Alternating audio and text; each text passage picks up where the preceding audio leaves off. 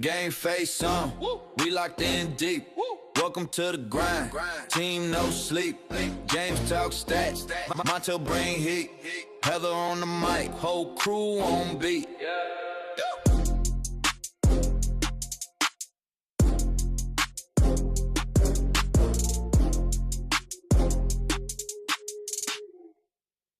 But we got theme songs that have been updated. We got oh my God. It's almost like we've been doing this for a little bit and know what's going on. Ladies and gentlemen, Team No Sleep.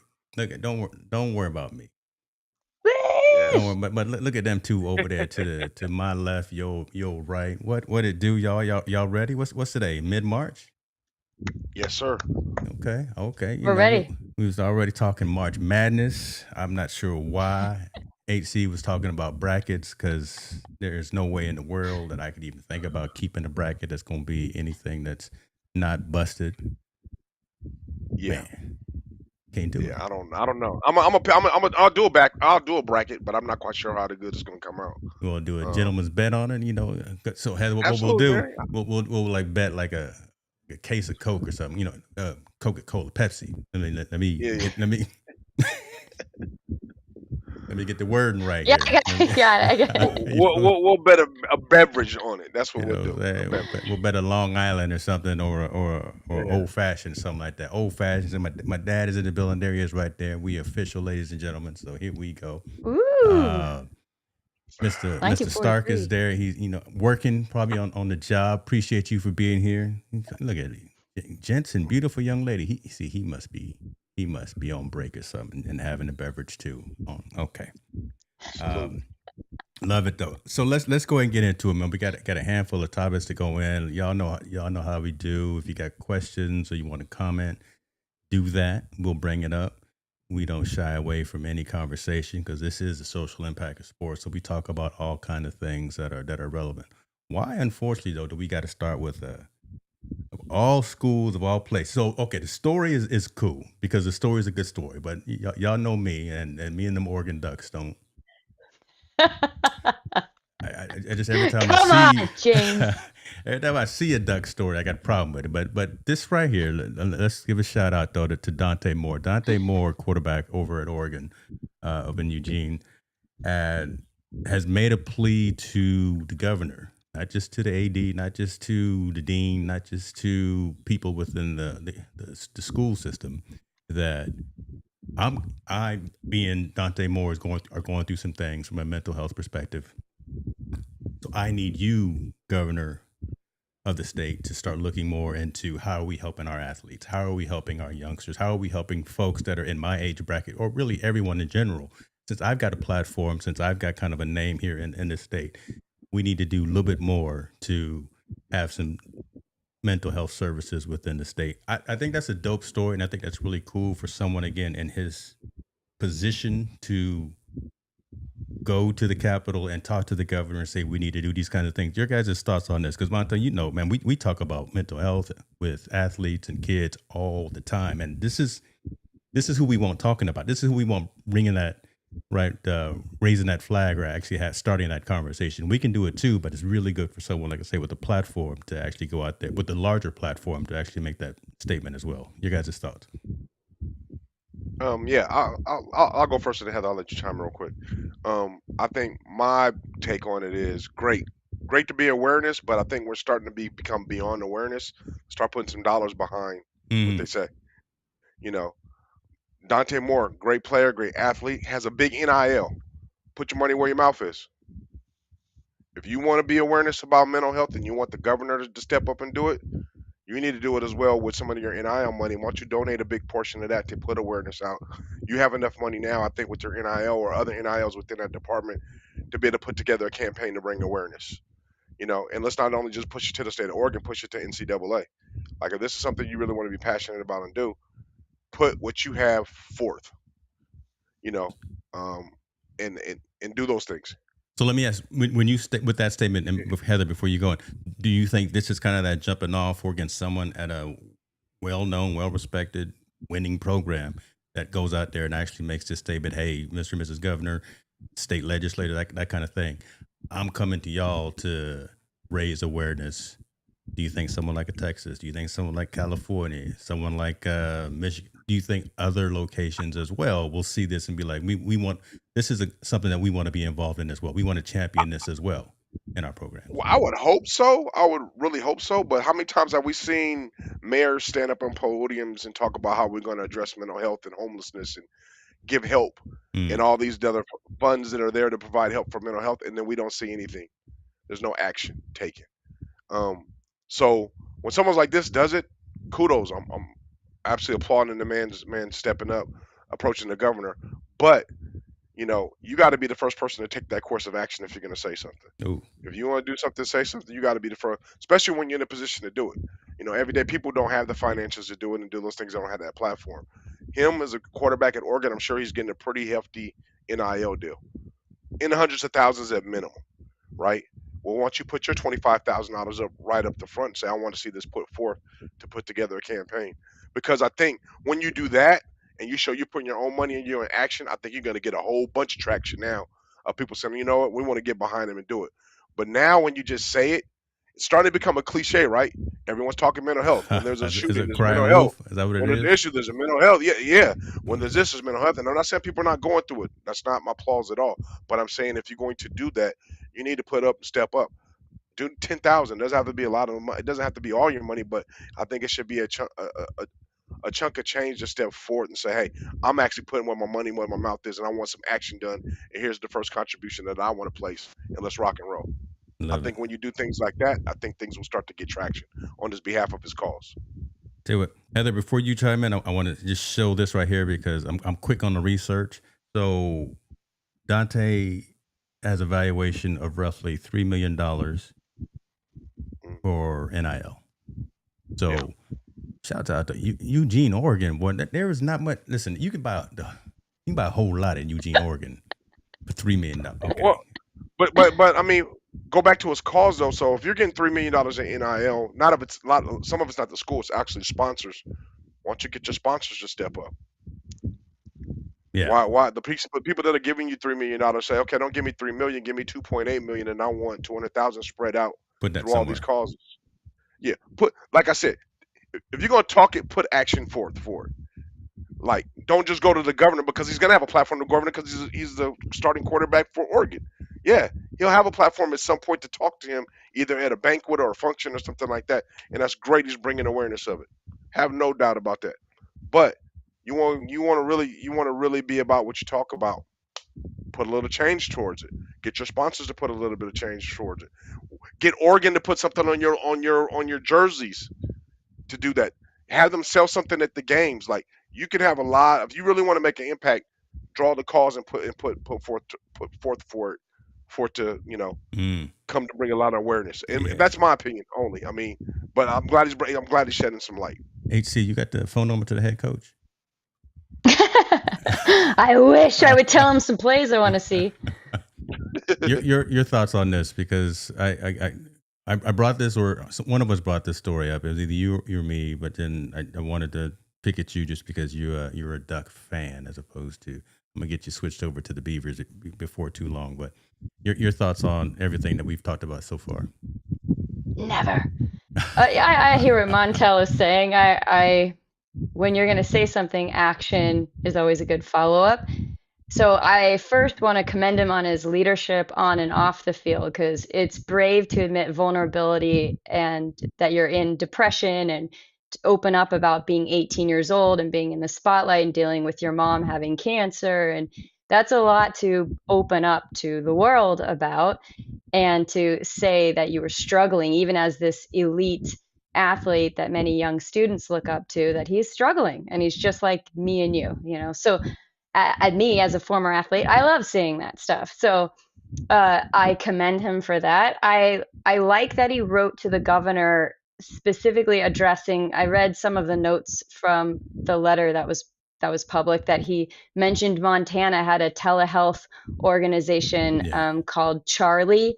Yeah, Charlie Health, something like that. And Montana, the organization offered to work in Oregon, and the governor said, or the governor's policies or the Oregon state policies were no, that you couldn't work there. And I think they were just trying to figure out why. It's probably complicated.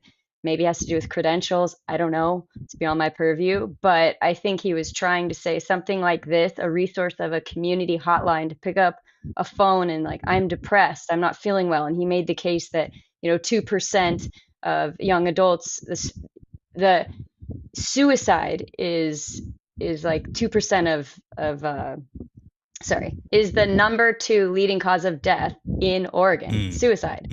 And so, so he was making that case to the governor, like, here are the stats. It's really high, that the suicide rate is high, adolescent depression is high, and there's nowhere to go with it. And if organizations next door in Montana are trying to help us out, let's maybe lift some regulations or subsidies or whatever that preventative measure is. So I think he was addressing some stuff, but again, yeah, throwing some money in or having some other ideas of action are good.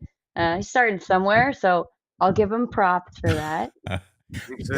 That's a huge thing right there. And shouts out to everyone. I love what Chris is saying. I'm just gonna put it up there. He says, "Get rid of them jerseys." I'm with you. See, Chris Stone, that's my guy right there. So you know what? I'm gonna send something in your Venmo in about an hour, brother. I appreciate you for that. Gretchen is saying her daughter lives in Eugene, ran track at Oregon, graduated, and now owns a company that provides live-in 24-hour care for young adults, males with mental health needs.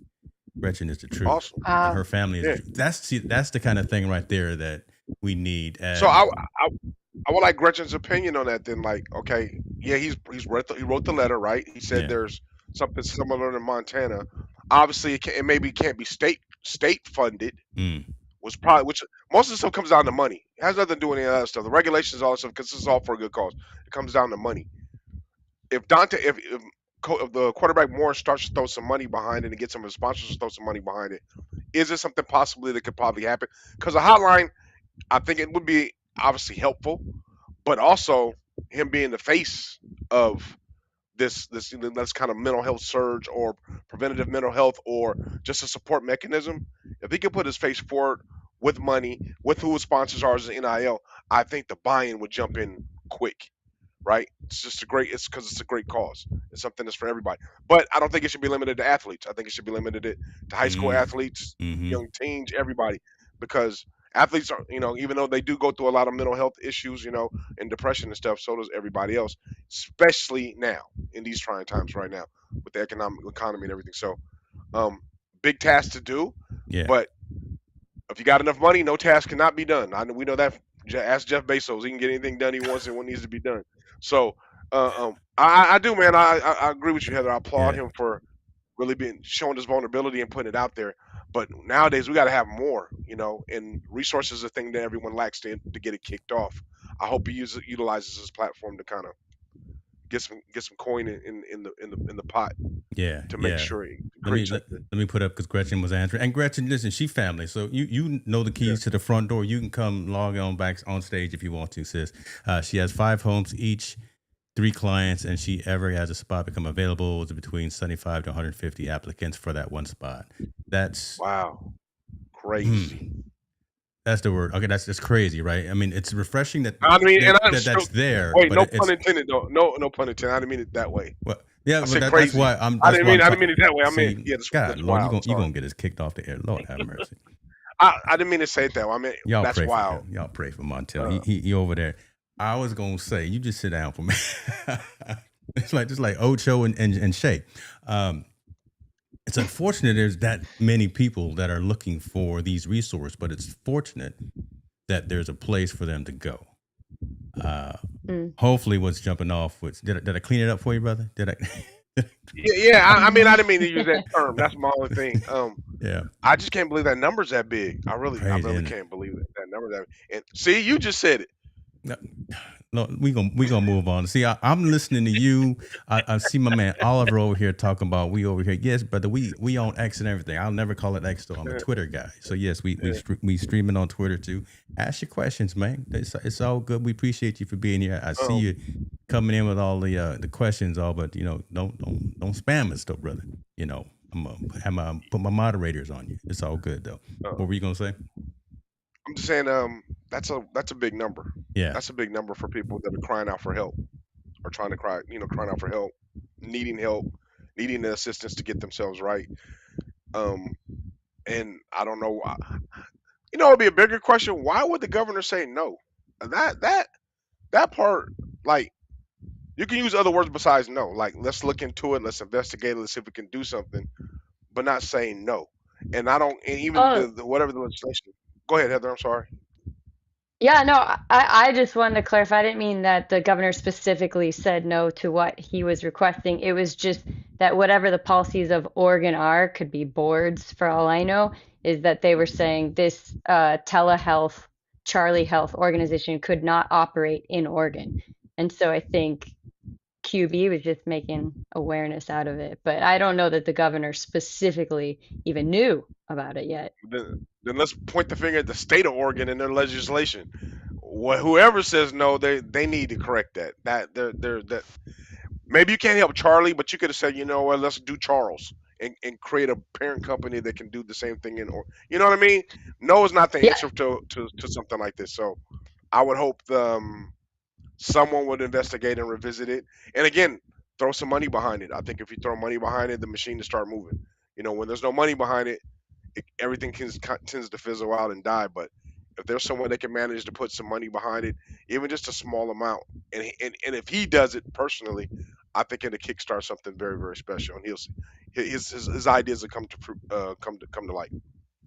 Let me piggyback this into the next topic, because I think there's some synergies actually between this first one, another topic, and then one as well. And y'all keep chiming in with the comments and everything, and we will definitely address them. Last week, Montel, we were going to talk, or 2 weeks ago, we were going to talk about the NIL being tax exempt. And so the Mississippi Senate just killed that fact of having NIL tax exempt. Is that a hindrance to, and I'm just thinking out loud, talking off the top of the dome, y'all correct me if I'm wrong, I don't know all the answers. Is that a hindrance maybe to having some of that $3 million from Dante's NIL valuation going?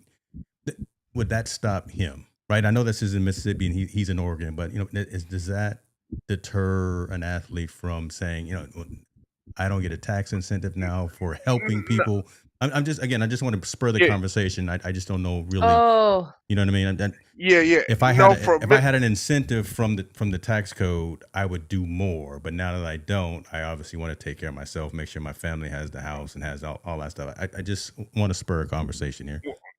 Well, I think Mississippi, Ole Miss, Mississippi State, and But the Southern way you Miss, saying it, I already know how you Southern feel. Mississippi was trying. No, they were trying to use that tax exempt to lure recruits in the SEC.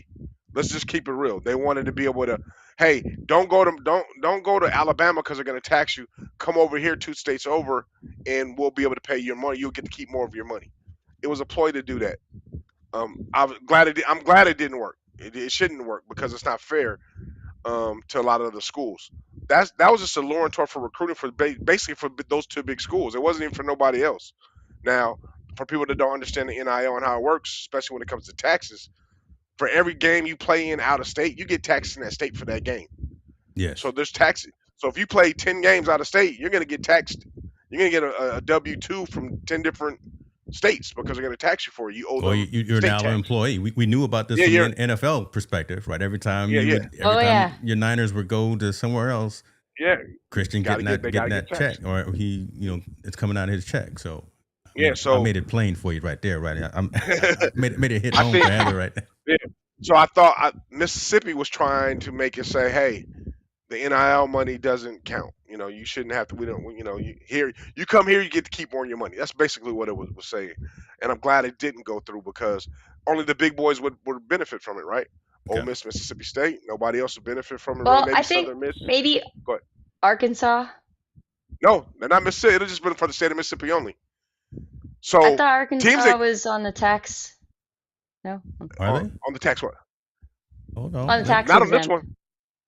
They might. I don't. Are Oh. they state tax exempt for NIL, Oh, or are they please. just Yeah, I thought so. because I don't think so. But Maybe we can look it up. But I mean, I know. That's So what I like did. Texas doesn't have a state tax, right? Texas doesn't have a state tax. That's why people move there. But if Texas goes out and plays in California, they're going to get taxed California dollars. I believe if they go any other state, they're going to get taxed that state dollars. So, Oh yeah. Oh, so like the jock tax, like California is like yeah, the yes, worst. exactly. So like Yes. what we learned from Seattle Seahawks, like Sam Darnold is like owes money after playing in because he was in California for like 8 days. So you're charged Yeah. every day that even if you're sleeping, even if you're training, you're charged that duty tax, that jock Yep. tax. And so if Mhm. he got a bonus of $173 or $176,000, whatever it was, but then he owes like $240,000, almost $250,000. So that bonus that he won from the Super Bowl is out just because the jock tax of California. Yep. So there's a good Yeah. case to be made that California is not a great spot to. Sorry, SoFi next year. Yeah, and that will be the last time they host it in California until something gets fixed. I Yes. guarantee it. Yes. They're not going to play the Super Bowl here no more. Yeah. Just due to that fact. Yeah. Go ahead, James. So let me answer that question because it's actually confusing with Arkansas. So in Arkansas, NIL income paid directly by universities, including revenue sharing, is exempt from state income tax. However, NIL income from third-party deals, such as endorsements with private businesses or individuals, Mhm. is not It's exempt not. Yes, and it's remains not exempt. subject to Arkansas state income. So it's even Yes. more crazy town there And more in NILs, if people don't know, most NILs are funded by private industry. by the private. They're not Yes. funded. They're not funded by the schools. The school only has a certain amount of budget they can give out. All those other deals are coming from somewhere else, either So from a this boosters story just company. got more complicated just by doing this That's little bit of the- research. Oh yeah, because Well, it's a no, pay it's to not. play too, under the table. But yeah. Bottom line, I mean, if you look at it that way, absolutely. So again, Mississippi State and Ole Miss were trying to get around it by saying, no, we don't want them to be NIL deals that they receive are non-taxable, so they can keep more money. We can attract better players and we can become more competitive. They say no, and I think that's the right thing to do because everybody else has to do it. Man. You know what's crazy? It's wilder being a college player on a big NIL deal than being an NFL player because you have to jump through so many different. Your revenue stream is coming from so many different places, and you're getting taxed so many different ways, which people don't understand. So it's really, really, really congested. When you hear Yeah, guys say, "Oh, side he note- signed for 3 million," yeah, go ahead, Heather. No, I was gonna say side note with the NFL, the state of Washington just did a millionaire tax. I mean, it doesn't kick in till beginning of 2028, but if you make over $1 million, you're taxed almost 10%, so 9.9, whatever it is. So the Seattle Seahawks are not too stoked about that because that was always sort of like Mississippi was making the case. There's always a draw to be like, well, you don't have state income tax, and it's like, yes, but we do have a millionaire tax, so. Yeah. So this It's coming. answers, Anyway, back this to answers NIL. my question though. Again, this just muddies the water a little bit more because I was thinking that maybe if there was some exemption for NIL, then maybe again some of the players like Dante would take some of that money and be like more comfortable with helping. Like Gretchen is saying, Oregon has a high homeless issue, and this topic is just so complex and so layered and so wrapped up in red tape, and there's lack of awareness. We're having a conversation, and we're seeing how many layers that it is. How are we gonna fix this? We're not gonna Monday morning quarterback this, No. but I think No. there still needs to be someone that addresses this situation. Well, let's be fair. Yeah. So Dante Moore is worth $3 million NIL, right? He's going to get Yeah. $3 million NIL. Yeah. Let's say they take half. That's $1.5 million out of all of his taxes he gets from that. And I'm being very generous or gracious, whatever. Let's say he's getting taxed at 50%, 1.5. That doesn't hinder him from putting $10,000 up for everybody to match to address this issue. Okay. Come on. He'll have more than enough money to do that. You know, like remember we're not talking these taxes. Yeah, they affect. If we were making that money, common folk, if it's attacking my 50,000, 60,000, 70,000 a year, I'm making whole different ball game. Yeah. Remember, we're dealing with guys that are making millions and millions of dollars. And now at even the college level, so the taxes are complicated and it's mixed up. But they already know what their bottom line is going to be, right? The bottom line is, at the end of the day, I'm going to receive this much after everything is removed, and I can forecast that out over 3 or 4 years. Mm-hmm. Hey, I'm supposed to get 4 million. My 4 years being here, at the end of the day, I'm gonna get 2 million. That's not chump change. You can do you can do a lot and help a lot of people with $2 million, and not even $2 million. You could just take 10% of that money, which is $200,000, and do a lot. And that $200,000 is a write-off for him. guaranteed. So All I know is it's I a way don't need, around it. It's just it can be simple. It can be simplified. I don't need all 6 lotto numbers, y'all. All I need is 4. And what is that? $30,000 or so? That's all I need, and I'm straight. Right? I don't need the headache because the money don't buy you having these. I just the ends are meeting, but they be meeting a little bit more. If I can get 4 Yeah. of them, okay. Let me stop. Let me lock in. Let me just say, maybe Dante Moore gives anonymously to some charities, He and we might, don't and know. he Yeah. might. And a lot of Yep, people do. absolutely. Yeah. Absolutely. And But I And get I what hope you're he saying. does. To get the ball Yeah. rolling, to get other people to chip in, it is also good Yes. to do something publicly. I get it. Yeah. all Yeah. right. So I'm gonna be even more controversial now. I'm gonna throw in a whole nother loop here. So someone, I won't mention them by name. We're just gonna mention them by number. But hold on. See, Marvin's saying the right accountant can write that. See, Marvin, don't do that, brother. Don't get everybody in trouble. It is tax time. We're trying to be right with our money by April 15th. Don't do that, brother. But appreciate you for chiming in. All right. So just had a summit in DC hmm with my guy Saban was in the building. Mhm. A lot of big folks were in there. Who was our guy from? Who else was Condoleezza there? Rice, our best friend Yeah, I'm about from to Super Bowl listen. See, breakfast. there we go. That's what I was thinking. So, kind of Lisa Rice was in the building. Our boy Urban Meyer was in there. Hopefully he was staying out of the bars. But inside jokes for Fox everybody Sports knows was what's there. going on. ESPN was there.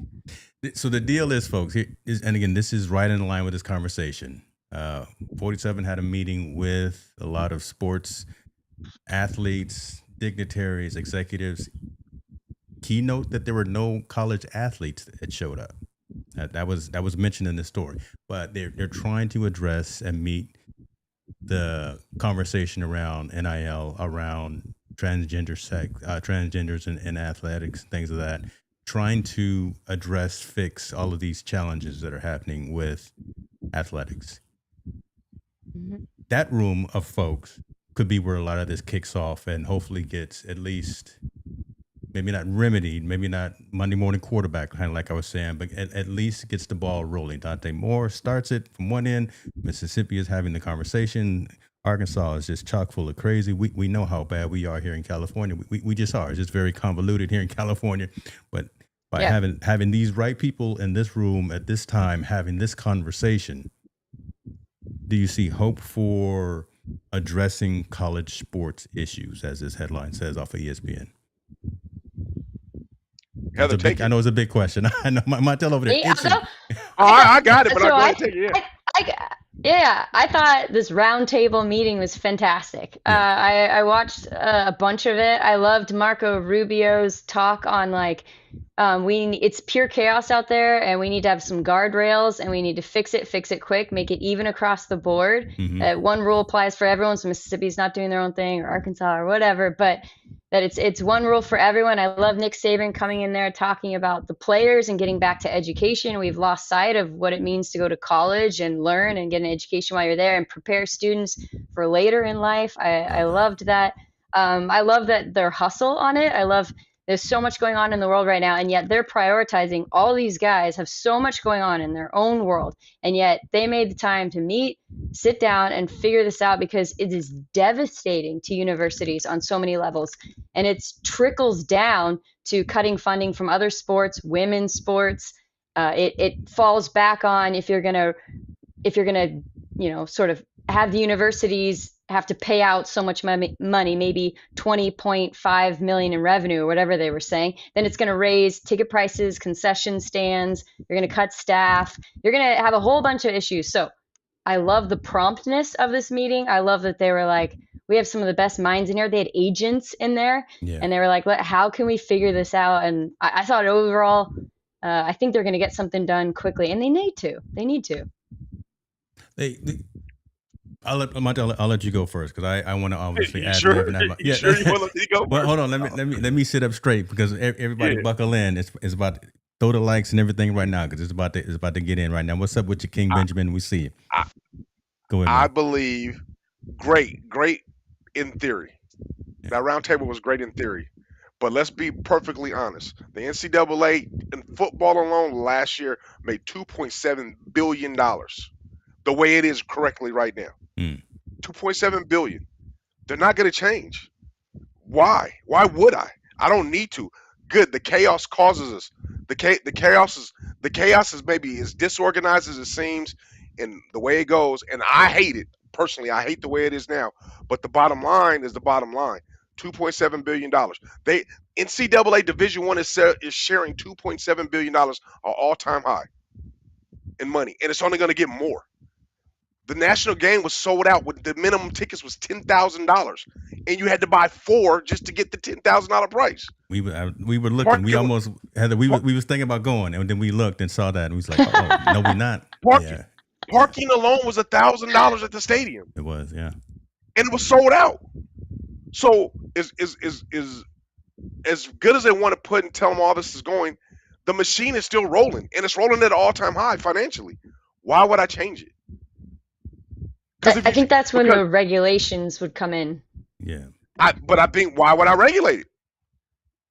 Baseball. We've been arguing about baseball. Go ahead.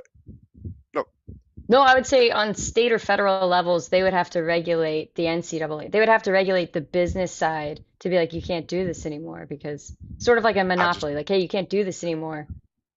Okay, I'll give you an example. Hey, Heather, you're running your yoga class. We want to bring these people in here, and we're going to pay you double of everybody else paying you, but we wanted this hour. Uh-oh. Regardless of you want to regulate it, you can be like, well, hell yeah, I'm going to have to just maneuver everybody else so I can make sure I make this money. I think NCAA... Yeah, but if you're... Go ahead, go. Yeah. No.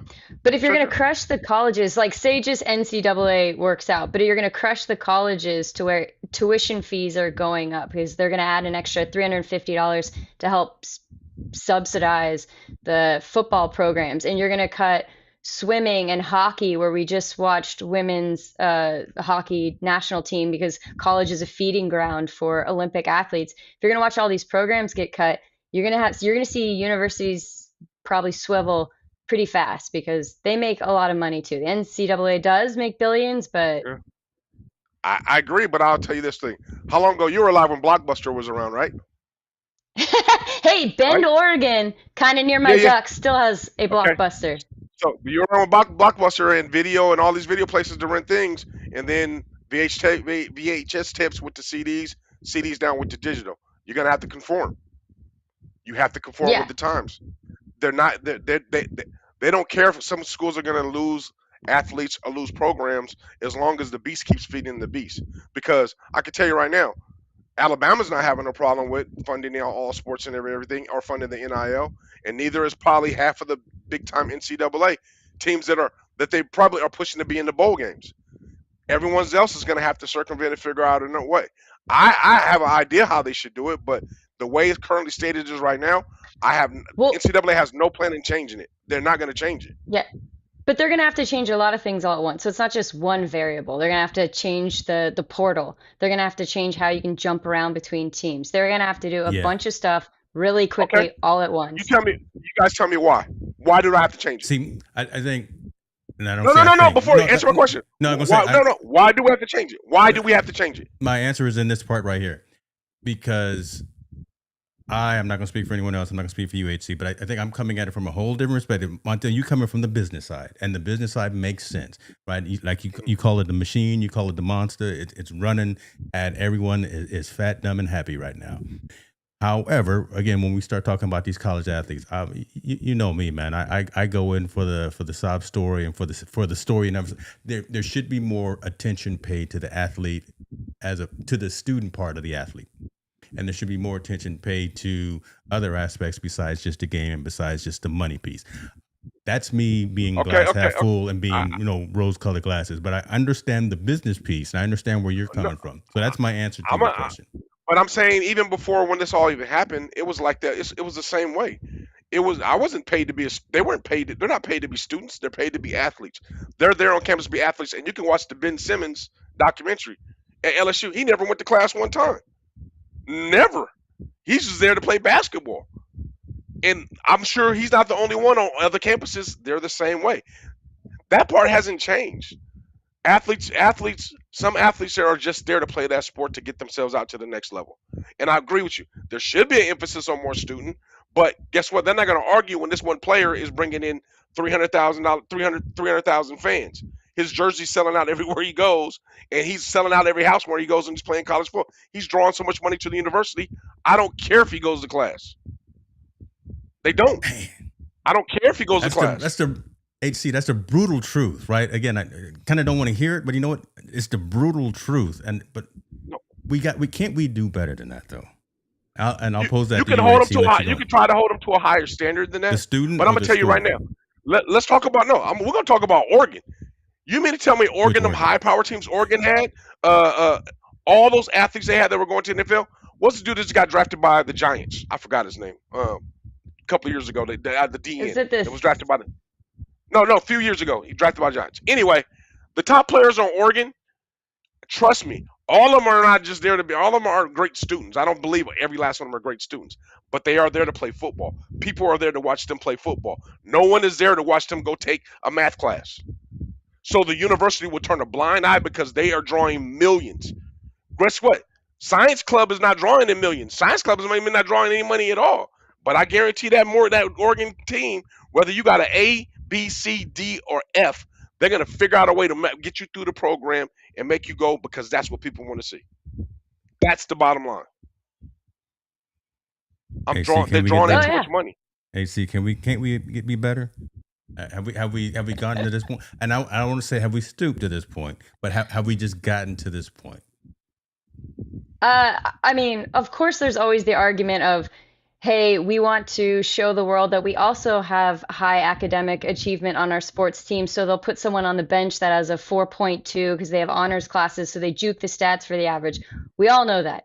Okay. So, but I still think it's such a detriment to the schools that it's going to really crush the universities as a whole, and it's going to crush other sports, probably female sports, and they're going to have to start cutting staff. They're going to raise prices to, like you were just talking about, the championship game was astronomical. But if you keep doing that across the board, you're going to ruin the sports. And I just don't know that university, states, the federal level, I don't know that they'll allow that because, but again, what was mentioned at the roundtable was that sports, specifically college sports, I mean, it's something that unifies us. Like here we are on a Wednesday night talking about sports and stuff, but it's one thing that we can all get around and unify amongst. And so if you remove that or you crush our Olympic feeding pool, I don't think it's good for our nation in general, which is why I think it's on the federal level for someone to step in. But you're not wrong in saying money, business, nobody cares. Of course, we see that all the time. But I just wonder how bad it'll get if it'll be allowed to crush all Yeah. other programs. I don't know. I think the only people that can change it is fans. If you stop supporting it, stop watching it, stop doing it, Okay, stop come going on. to the games, Let's go down that path. that 'Cause that could be a change. But I don't see it. I mean, $10,000 a seat, and matter of fact, they had a waiting list. You couldn't even get in; it was sold out before you could even do anything. How are we going to stop that kind of machine at the collegiate level? Like the championship is selling out that way, and it's been selling out that way for the past couple of years. Not as much, remember, because it was in Georgia. It didn't cost as much. But this year, being in Miami, yeah, for some reason, yeah. the prices went through the roof with the playoff system. And now they're talking about expanding the playoff system, but even more to make it even more of a draw, more of a demand. People want to see their schools go there. Alumni want to see there. How's Mark Cuban said, I'm going to pay Mendoza whatever he makes in the NFL, I'll match his salary to come back to Indiana. College sports and college football in its own right has become an independent juggernaut when it comes to finances. And I listen to a bunch of coaches. They're saying it sucks for recruiting, it sucks for development, it sucks for high school. But at the end of the day, it's making more money than it's ever made in his lifetime. They open Pandora's box, and With they're NIL. eating off of it right now. And with And you NIL, can't go with back. fan base, Yeah. you can't go back. So I think them coming together saying in theory, hey, we need to do these things and do all these things, I think is great in theory. But until you can figure out a way to either supplement that money or somehow curve that money around to kind of mesh it where it makes sense, that $2.7 billion is going to be hard to beat in any platform. It's going to be hard to beat to say, You'd have to I'm going to change it.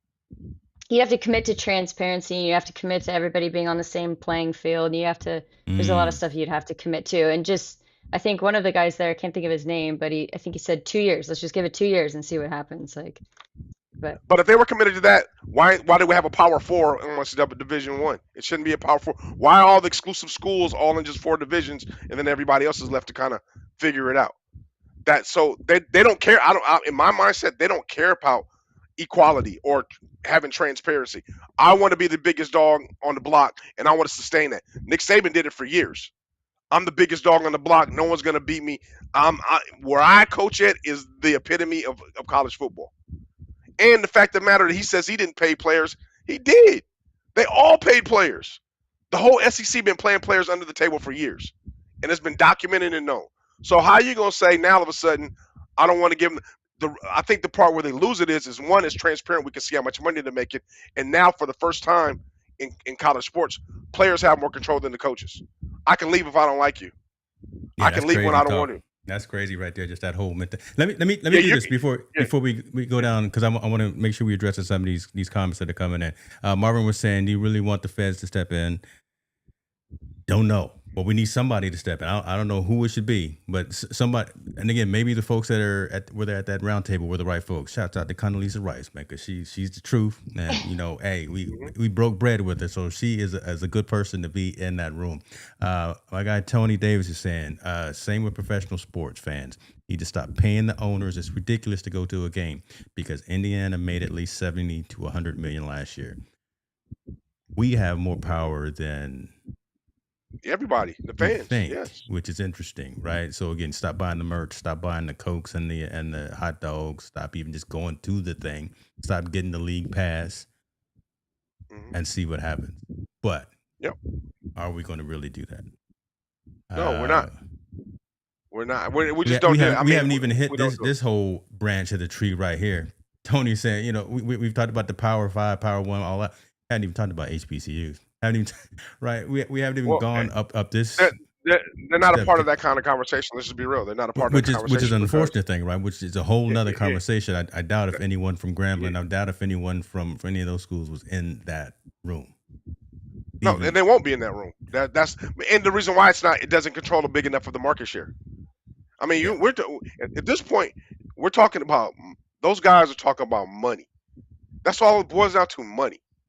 Power 4 has more money and controls of all the football. When Power 4 wants to divest from the NCAA and say we want to be our own governing body, we're still not going to stop watching it and ain't care less about NCAA. They can do what they want to do because they make the rules anyway as it is right now. They're fine. Fans are the only one that's going to be able to stop this. No one else. Not Mr. President 47, not Nick Saban, the GOAT of college football. They can't stop it. Players have too much control right now, and you can't open it up because if you try to put a frame around it right now, you're going to lose a lot more than you bargained for because they'll strike. They'll threaten just like the WNBA just did. And there's no way you're going to miss out on a season of 2.7 million of college students say we're not going to play if you're not going to pay us what we were getting paid before. They messed up. Now you got it. The framework around it is like, if the fans ain't buying if the fans ain't coming to the game, guess what? Star receiver, hey, we can't pay you 1.5 million. We can't do it no more because they're not even coming to the stands. And if the fans start to say, we want you to demand and make more structure about it, we want you to implement a cap. We want you to do these things. Then you'll get some traction. But until fanatic fans, go ahead, Keller. You're also going to get you already are having a lot of angry alumni donors who are like, yeah, I'll donate to Montel because, you want to give him a little, money for his NIL, and then you leave the school and then you're gone. And then that money is like, what?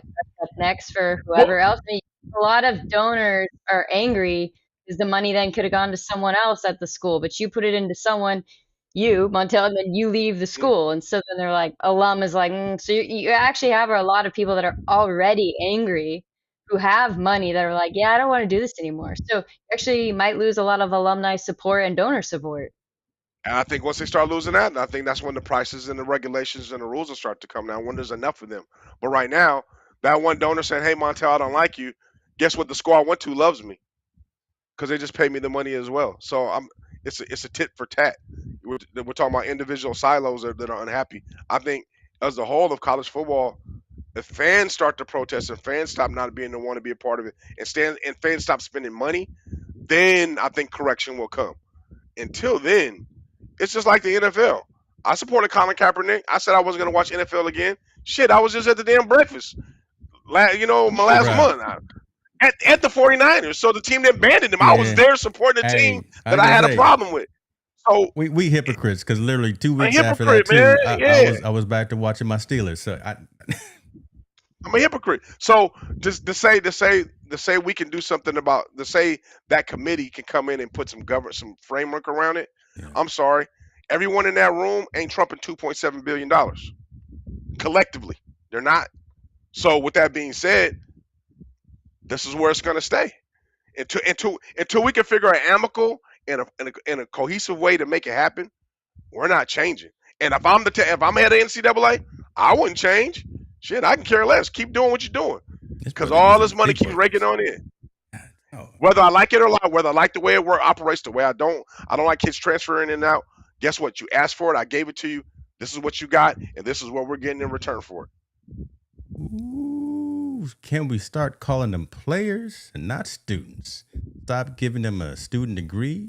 Just make it a player degree. They professional athletes now. Hey, they're not paid to be students. They're paid to be athletes. They don't pay to go. They're not getting paid to go to class. They're getting paid to be on the field. I did not think that this topic would. Let me check my blood pressure because this. Is no, great. man. I mean, the conversation is we've been great. talking about this forever, though. Yeah, we've been talking about this forever. So here's the thing: we've been talking about this forever. Now some things are happening, and something's coming to fruition. We don't know what it is. We don't know how good it's going to be. But yeah, we've been talking about this for a number of years. Just the fact that someone needs to get in a room and have a conversation. Hopefully, some of this stuff gets worked out. We know the world spins because of the green. We know that, and it's going to be hard to slow that race, that horse down, right? So, but something has to be done on all levels and all aspects. I bring up that meeting as well because I know we've talked about before different leagues for different types of athletes. So, the transgender athletes and things of that nature. I know that was part of that discussion, and that needs to be dealt with appropriately, respectfully, in all kind of aspects. I want to hear some more conversation about that. Want to hear more conversations about equity from a pay perspective. We're going to get into that WNBA conversation here right now as well. But man, at least folks aren't just sitting on their hands. We're going to move on to the next topic, but just the fact that at least folks are finally having a conversation. It's going to get heated. And listen, we just hear amongst ourselves and amongst the community having a conversation. And I'm going to get blown up here later tonight with comments and questions as well, but either one, y'all was good and y'all had a good conversation, or I'm gonna get some dislikes in the in the comments. I'm sure they'll like it. You know what I'm saying? Let me see. Let me do this one right here. So money is just made up. The world spins without it. There are like 3 trans athletes. No, there's a couple of more, but appreciate you. Nothing comment. But that's definitely glad you're here. Let's move on to what I alluded to just now. Unless y'all still want to keep going, because y'all was going. No, we're good. We move. Ooh, yeah. Give me another drink or something here. Again, I'm just drinking coffee now. Okay. Appreciate you, Tony, man. Thank you, brother, for being here as well. Come on over to YouTube, man. You're over on Facebook. Listen, the only reason, Tony, I stream on Facebook is because of my mom. She hadn't figured out YouTube yet. So just come on over here. Aww. You know what I'm saying? to where we get the numbers for. So, okay. WNBA finally did something to where these ladies are getting their just dessert. There needs to be more. I even want more. And it's only hot off the plate, right? I mean, it's only been agreed upon as of today. The starting salary has gone from $60,000 to, I believe, something like almost $300,000. Mm-hmm. The league has finally met them where they are from a compensation perspective. The collective bargaining agreement seems to be a success. I don't know if the commissioner, if she's still going to be around, because that got heated as well. But listen, we've had this conversation already talking about this piece right here. WNBA is the WNBA because of this individual right now. Yeah, she's the draw. So HC, me and Montel know more WNBA players' names than we do college athletes, even NBA players' names. Why? Because No, with, no, with, not wow. NBA, not Yeah, NBA. Don't well, put me in that category. I know more NBA. I know more college. I know more female NBA players, WNBA players, than I know men's college all basketball. right, there we Where I okay. used Put to it follow there. that Make strong. I it used to plain. follow There, that strong, there but you I go. don't. Correct my statement. Yeah, yeah. But I again, don't. it's because of these. You know, it is the Angel Reeses, it is the Caitlin Clarks, it is the Asia Wilsons, it is those folks who for a long time have been bringing a really good product to fans, and they were not getting paid for it. The fact that today they are now getting pretty decent compensation, I think they still should be getting more, but to go from again, what was it, $60,000 60 to 300. 60 to 300 is to huge. 300? Mhm. The way that this checking and the savings is set up, they're gonna be doing okay. There's an inside joke there too, if y'all know. Yeah.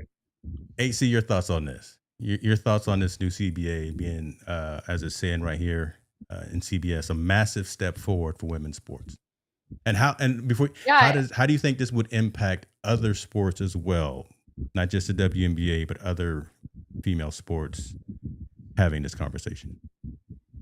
yeah, this sort of excitement around the viewership. So they're at, from what I recently read, maybe correct me if I'm wrong, but they're averaging like for a regular season game is like 1.3 million, and the men's NBA was averaging 1.53, almost 1.6. So they closed that She gap a got her lot. It numbers. was nowhere. HC come through Yeah, it with was the like numbers. nowhere. It was like nowhere near that for the WNBA, which is probably why they weren't making what they're making. But if they're going to close the gap and they're going to bring in some Mhm. serious, respectable numbers, then they need to get a respectable paycheck. So it just Mm. reminded me this hype of like the 1999, that women's FIFA World Cup soccer team, Yes. where they were amazing. And everybody remembers, you know, Brandy Chastain and Mia Hamm. And it brought in this influx of like, hey, we can get behind this. We can get behind women in sports. And then that ended up being a catalyst for other young girls like Christian Press and Morgan. Why am I drawing a blank on her name? Anyway, the forward, who then were inspired and grew up and now are on the women's team. So you Mhm. inspire a lot of young girls. The WNBA teams right now are inspiring a lot of young girls. And it reminds me of that hype from that 99 Rose Bowl winning team. And it's nice to see, oh yeah, they're up at 1.4. Oh, that's the money. Anyway, yeah. So it reminds me of the hype. I love what they're bringing. I love Caitlin Clark's attitude and everything. It's fun to watch her. It makes me kind of sad. I start thinking about what Gigi Bryant's, what she could have been, Kobe Bryant's Mm. daughter. I feel like she Mm. could have been a powerhouse that could have brought in a lot of people. And it, you know, it's just January. It just makes me think of like people like that that could have had a massive impact too. But that's okay. But here we are, and we're onto a good stream. It's exciting to see. Definitely. Let me. So as we keep going down this, I want to bring this up. Reggie on the rocks. What's going on with you? Appreciate you, man. He says, help me understand Just Desserts. Where does the WNBA money come from? Honest question. How do they establish a reasonable salary regardless of talent, effort, and where does that money come from? So Yes. well, so go ahead. No, you got it. Go. I'm listening to you. I'm He enjoying just it. Go chimed. He ahead. just Oh, chimed in. He over I there thought just the twitching. WNBA, I thought like more than half of it was subsidized by the NBA, and then also the coaches from the WNBA probably owned about 64%, and then donors. And then I thought from that they sort of divide up the revenue. But now that since they're bringing in big numbers and they're going to be on at like what, Sunday night, then they should start seeing a lot more money kickback revenue from the networks if NBC or CBS is running ESPN. You set something up just now perfectly. And Montella, I want you right now to say, Oh no. regardless of anything else that you were going to say, HC just set it up. Your thought if you ran the league right now of how it should be set up, because that kind of answers some of these other questions that are coming up right here, and the fact that even what Gretchen is saying about her granddaughter is going to watch a WNBA game instead of going to a concert, and Reggie's asking about the money, where did they get the money from? You and I have had this conversation before. Let's bring HC up to snuff on what you've always. Oh yeah, so I've always thought the format for the WNBA. I thought first of all, every NBA team should have a WNBA team, and I always thought the WNBA team should be the preset before the men's NBA. They should play somewhere throughout the season where they play half the games. That way, one, they can piggyback off each other for marketing. Right? You have the females team playing before, and then the men's team, just like high school, JV, and varsity. But now you have these two things. So now you have fans that are intertwined. You have these TV revenue would double because you can show doubleheader games. Fans would be able to enjoy more. You know, the women's game starts at 5:30, men's game starts at 7:30. You kind of have this trickle effect, and then you have this kind of this big onslaught of everybody buying into that's the league. You know, WNBA. You know, you're gonna play the Atlanta Hawks and the Atlanta Pigeons, whatever their name is. You know what I'm saying? Whatever when they're playing, when they come into play and they travel together and they kind of do these things and they get to share the spotlight. You know, share the spotlight of the top players, and I think it would be easier for the way the TV revenue is set up. But since the explosion of the WNBA right now and the way they're doing it currently right now, I hope they I like them to keep it. The only thing that I don't like about it, I think baseball takes a lot away from it. The fanfare or enjoying it. Right, basketball season is basketball season. Let's see, because in high school and college they're all at the same time. The only time it's split is when they get to the NBA and the WNBA. Right, it's split. They play at different time. Guys play from the fall all the way through kind of spring, and then they kick off in spring right afterwards. Which I wish they would kind of be together so we can enjoy both. Because if I'm watching the Lakers, I'm like, oh, well, I'm gonna watch the Sparks too. Like they're both there. Hell yeah, I'm gonna watch the Spark. Who's the star on it? I'm gonna be able to collectively and kind of bring it all together. That's just why I thought it should be ran. Now, go ahead, James. No, I'm glad you at least got that name right, because you call what do you call the Atlanta? Call them I said Atlanta Hawks and the Pigeons. I don't even know Atlanta Hawks. Again, we're gonna get emails tonight because I don't mean to be disrespectful. I was just I apologize. giving an example. I was giving an example. But I think the WNBA. I mean, my thought on the whole story. I think it's long. It's been years overdue. Before Caitlin Clark was coming, I used to talked about James with WNBA before even Caitlin Clark came into the scene, and they were putting on a really good product then. The fact that she was able to kind of put them over the bubble with her status from college and transitioning over to the pros has been great. I think this is a smart move by the WNBA before these other leagues start to kind of merge and get some, because that other league that they were just playing in was great, getting some traction. Unrivaled. Unrivaled was getting a lot of traction, and they were making some pretty good money in Rival. They had the WNBA either going to step up or they were going to lose a big part market share. So I'm glad they were to step up to kind of maybe not kill that league, but definitely put a damper on that league where these athletes will be exclusive WNBA athletes. They can't go play in the Big Three. They can't go doing it. They have to be exclusive WNBA athletes, and they're getting paid just due. And I think more so than the salaries, it's the profit sharing, like you said, or the revenue share they'll get off the TV rights. That's even bigger money than them making their salary. So just due from them, great business. Whoever's the player rep for the WNBA, they deserve all the greatness, because for them to be able to pull us together. So quick question. Is this the first year, this year or last year, has the WNBA, was this the first time that they've turned a profit? Because I know for years past they've been in the hole. Are they actually? That's what they say. I can't. I don't think that's right.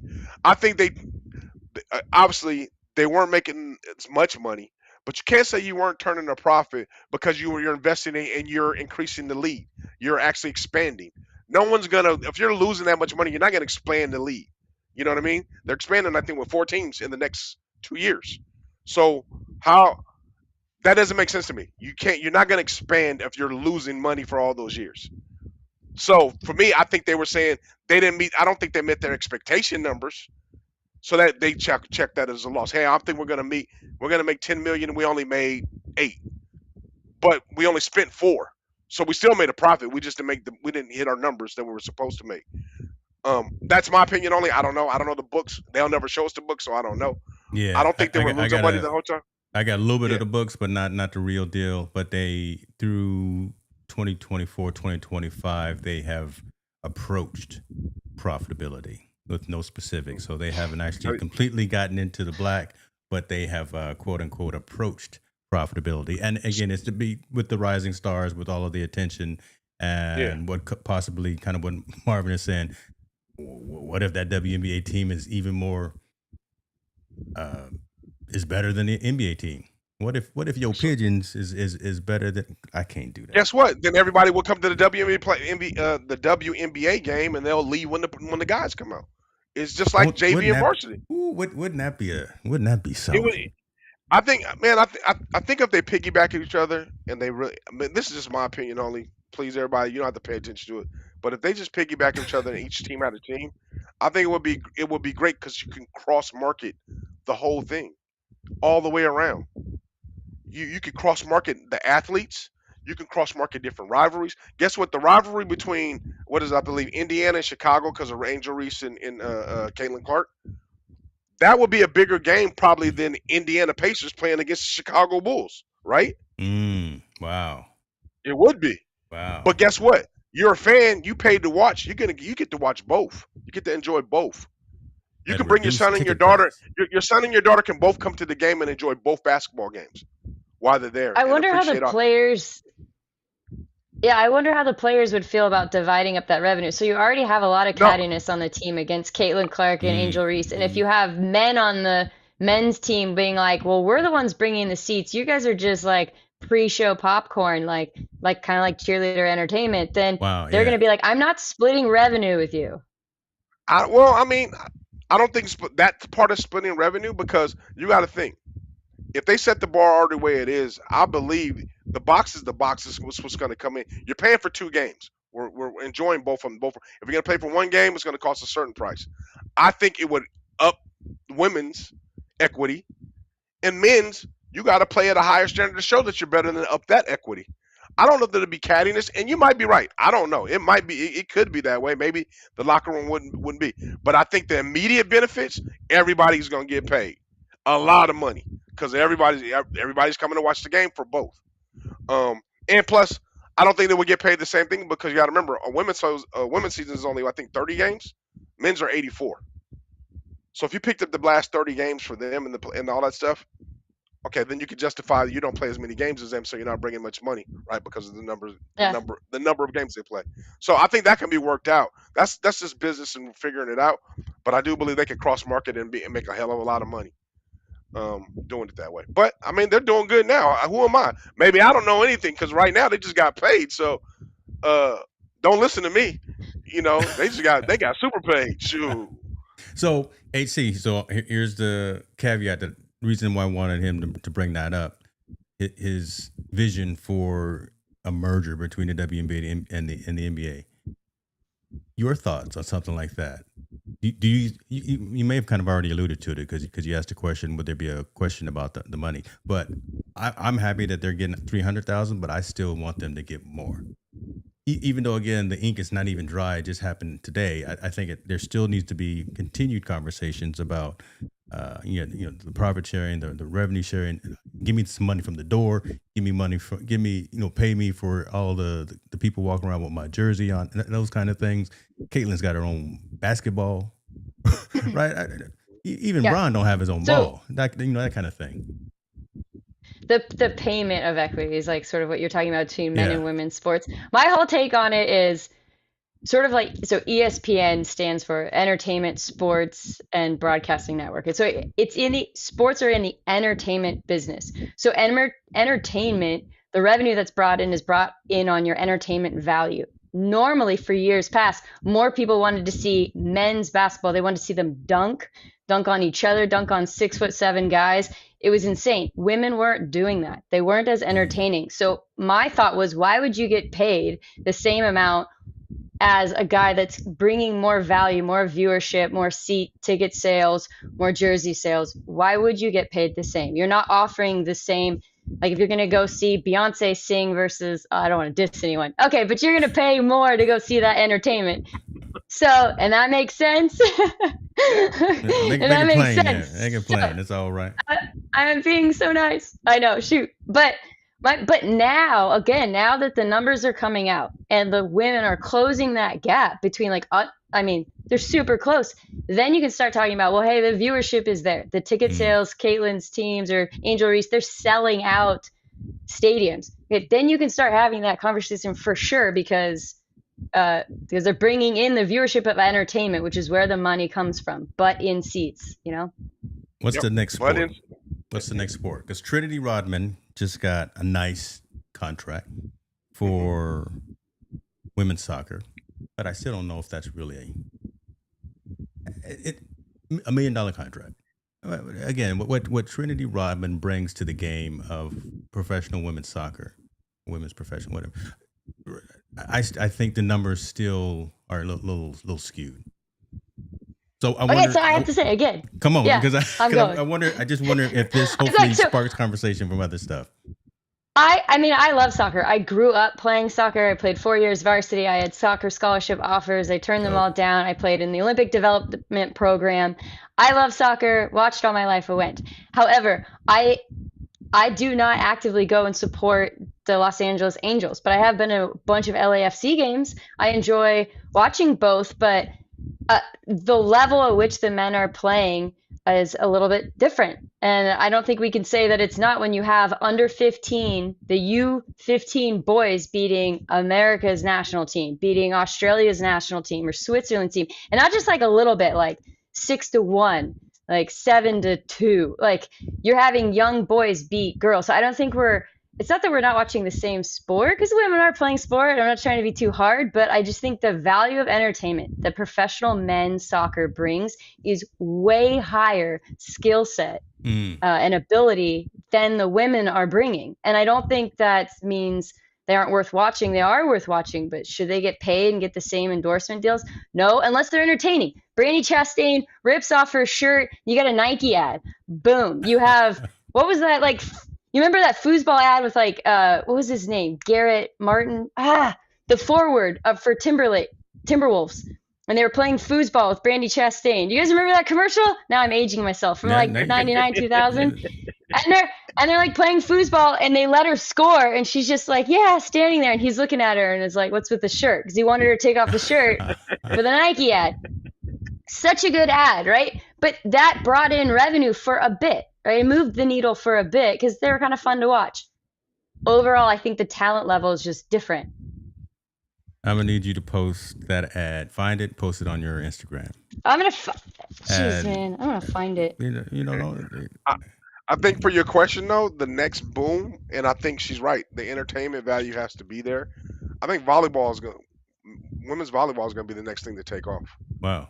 I think the skill level of women's volleyball is very, very high, especially we see at the Olympic level and at the collegiate level. Definitely, women's volleyball is something special. If you especially watch like Nebraska and all them, I think that's going to be the next professional sport to kind of take off. A lot of girls are getting into volleyball that have already been in volleyball. It's starting to really get a little bit of bubble and it's specialized.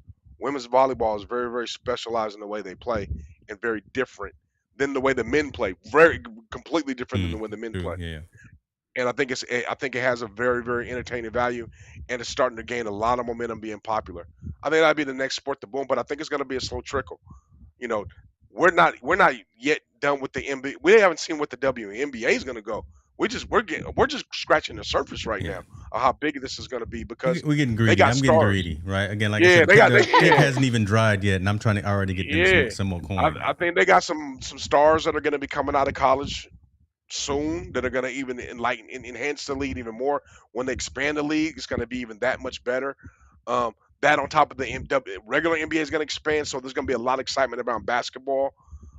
I think once we figure where that cap is at or where that peak is at for them, then we'll start poking for the next sport. But women's sports, it's very hard for them to break into the professional realm to make money, the visibility to make money. It's just so hard for them to break in there in that realm.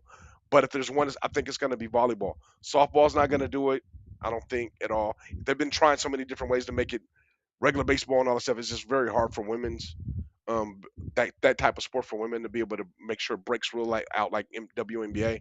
And I don't really know too many other sports that can do it. Basketball is going to do. I think volleyball, soccer is going to be hard. and it's really popular when the Olympics come around, but then it dies down. It's not a really popular sport in America, except for when you're youth, right? Girls play a lot of youth soccer, boys play a lot of youth, and then as they get older, it really starts to they spread out the wings that do other sports. Not like you play football when you're young, you pretty much gonna play football all the way through college. If Mhm. I mean, through all the way up. Baseball when you're young, softball you play it all the way up.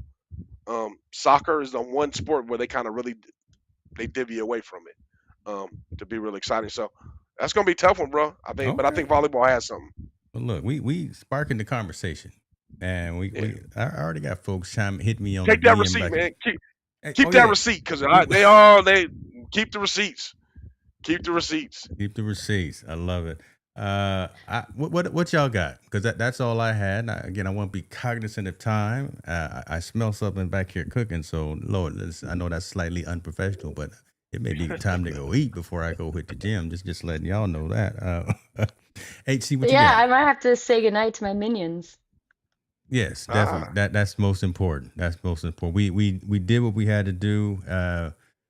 We got proper internet coming from your side, which is dope. So this is what we look like, folks. This is the squad. So shouts out to the fresh new team, No Sleep. Yeah.